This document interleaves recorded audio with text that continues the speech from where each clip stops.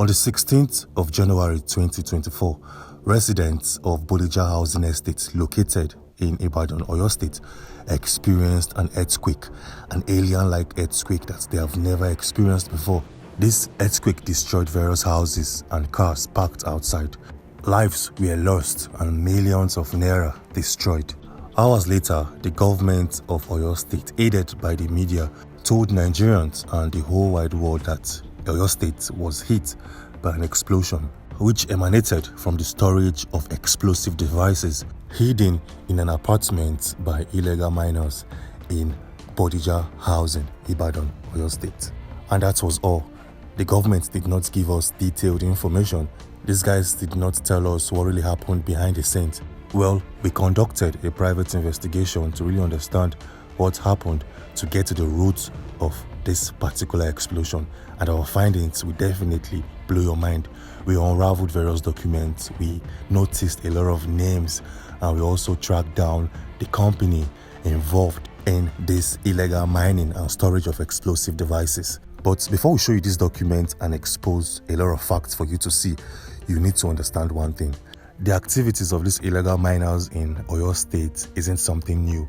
The government of these states have been battling with illegal miners, and even the EFCC was once upon a time called up to help the security agencies fight these illegal mining activities in Oyo.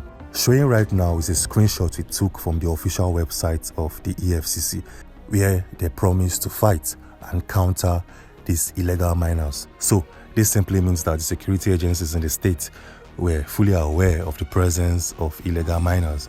Well, that is not all. While doing our investigation, to our greatest surprise, we noticed that Bodija Housing Estate is a stone throw from the government secretariat, which based on common sense should mean that Bodija Housing should be one of the most secured areas in that particular city. So how did these miners manage to move heavy duty IEDs to their apartment without raising an eyebrow? Anyways, to better understand the level and the magnitude of this explosion, take a look at the street. From the very first glance, you would think that this is a war zone. One would think that this particular area is located in Gaza, but no, this is Ibadan, Oyo State, Nigeria. And as you can see, even story buildings located a couple of blocks away from the site of explosion was heavily affected. This simply means that the explosion stored in that apartment was just too much for the government officials to not see or not notice. So how did these guys manage to move and transport these explosive devices from different sites down to their home? Well, nobody can tell, but one thing we can tell for sure is that this is a systematic movement. The whole transportation was well planned and executed, and from our guess, we can tell that this might be a company, because it's only a company that can carefully move large quantity of explosive devices. A company have the men, they have the manpower, and they have the resources. So while digging deeper to understand how these IEDs were all moved, we noticed that we were right in the first place. It was a company. Showing right now on your screen is a statement from the Oyo State Governor stating that they have identified the company involved in that explosion. So as you can see, we were correct in the first place. But the question here is, how did a company, an illegal company, manage to do all of these things within a neighborhood and nobody noticed? Well, it's very simple.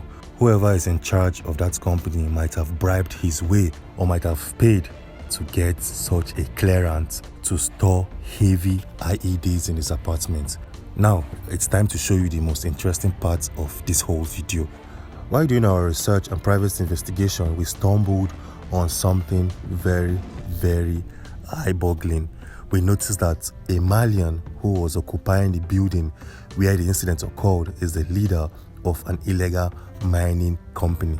This company is known as the SDYB International Company Limited, with registration certificate number 511184. Well, we had to dig deeper to get more info.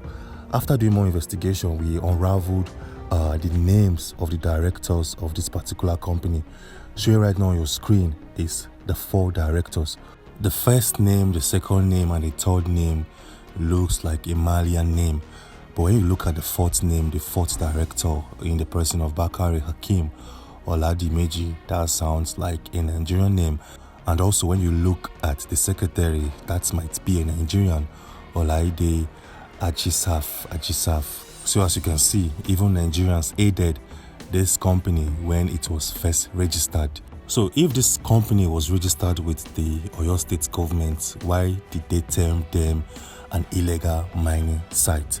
Anyways, we'll show you a document recovered from the explosion site. Showing you right now is a particular document recovered from that site. And when you look closely, you see the SDYB International Company Limited. And above it, you see an exploration license is hereby granted to this particular company.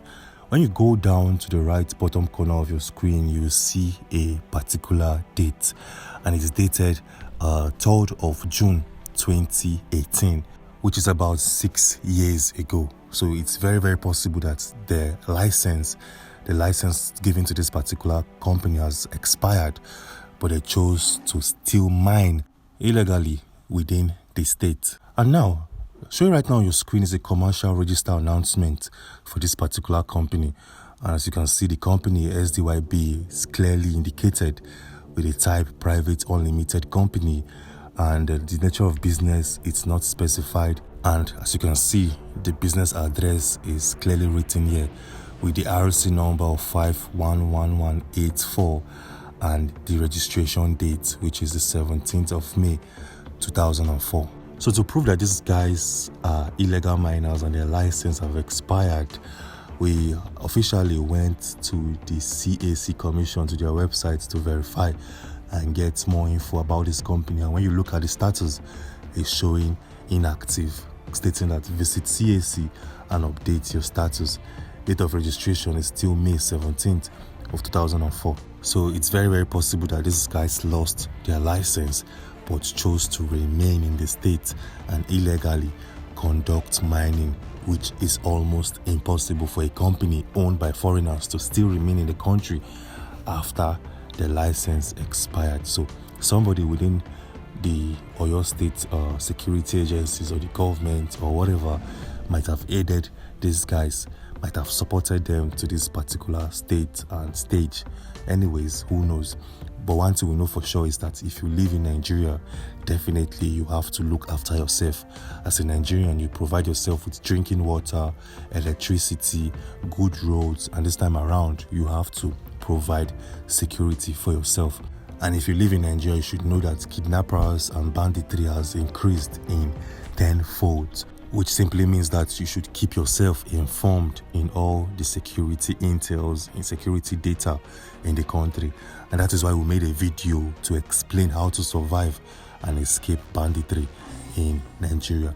If you want to watch the video and get more clarity, we have that video showing right now on your screen. Click on this particular video to give you all the intel you need. Click on that video and I'll see you there.